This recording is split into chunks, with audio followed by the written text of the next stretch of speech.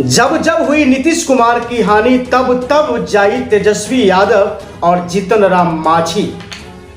जी हां, मैं बताना चाहूंगा आपको कि बिहार में इस समय जो सरकार बनाने की जंग छिड़ी हुई है, उस जंग में कहीं ना कहीं नीतीश कुमार कमजोर दिखाई दे रहे हैं। अब नीतीश कुमार आरजेडी के साथ मिलकर बिहार में तेजस्वी यादव को मुख्यमंत्री बनाने का प्रस्ताव रखते हुए अब अपनी जदयू पार्टी को आरजेडी में शामिल करने की घोषणा कर दी। मैं आपको बताना चाहूंगा कि ये पहली बार नहीं है कि नीतीश सरकार आरजेडी में शामिल हुए, या ये भी नहीं है कि नीतीश कुमार भाजपा में शामिल होता है।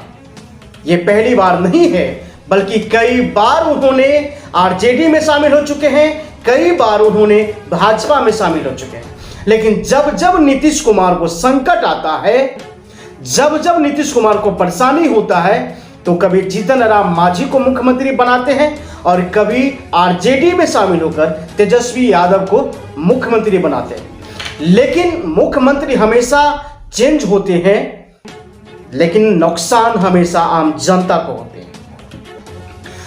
यह पार्टी का जो सिलसिला है कि पार्टी खुद तय करती है कि किसे मुख्यमंत्री बनाना है और किसे मुख्यमंत्री नहीं बनाना है।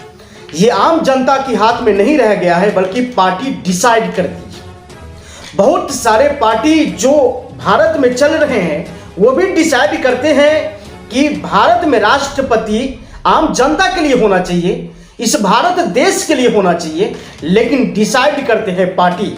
ठीक उसी प्रकार से आज फिर जो है बिहार में मुख्यमंत्री बनने के लेकर के स्वयं पार्टी डिसाइड कर रही है कि बिहार में मुख्यमंत्री कौन हो सकते हैं। लेकिन मैं आपको बता दूं कि यह पहली बार तो नहीं है कि नीतीश सरकार आरजेडी में शामिल होने जा रहे हैं, बल्कि पहले भी कई बार नीतीश सरकार आरजेडी में शामिल हो चुके हैं।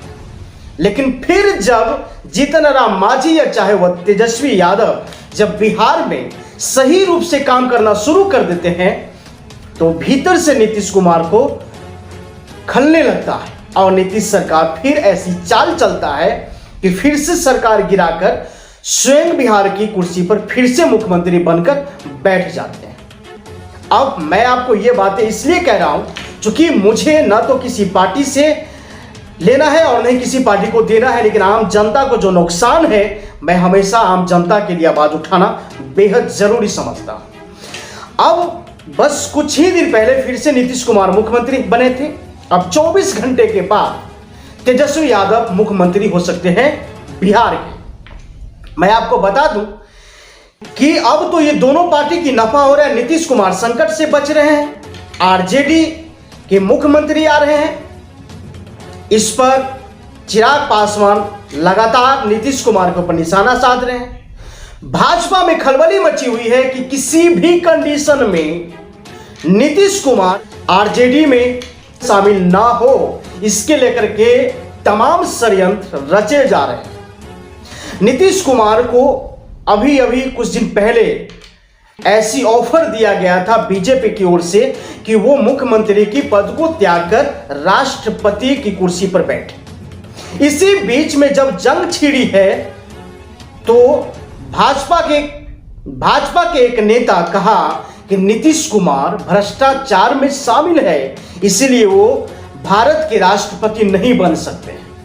अब इस बातों से तो जदयू के जितनी सारे नेता है, उस नेता में तो खलबली मचेगा ही, लेकिन साथ साथ बिहार के आम जनता को क्या फायदा है, ये आम जनता को सवाल उठाना चाहिए, सरकार से उठाना चाहिए। बल्कि आम जनता स्वयं चुपचाप खामोशी होकर के देख रहा है कि सरकार बिहार में किसकी बन रही है।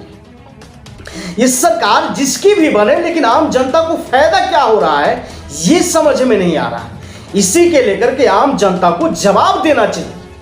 आम जनता सवाल पूछना चाहिए सरकार से कि इसमें आम जनता की, बिहार की जनता को 12 से 13 करोड़ जो बिहार में जनता है, उस जनता को फायदा क्या हो रहा है।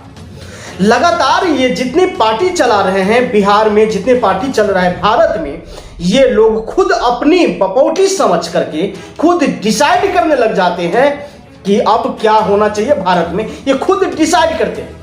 मंत्री, एमएलए, एमपी या इस देश की प्रधानमंत्री, राष्ट्रपति आम जनता के लिए होना चाहिए, बल्कि किसी पार्टी, पॉलिटिशियन, किसी बिजनेसमैन के लिए नहीं होना चाहिए। लेकिन इस समय तमाम मीडिया भी जो है आम जनता की ओर से सवाल पूछने की बजाय ये पार्टी की चापलूसी करते हुए नजर आते हैं। फिर मिलेंगे अगले वीडियो के साथ, तब तक के लिए नमस्कार।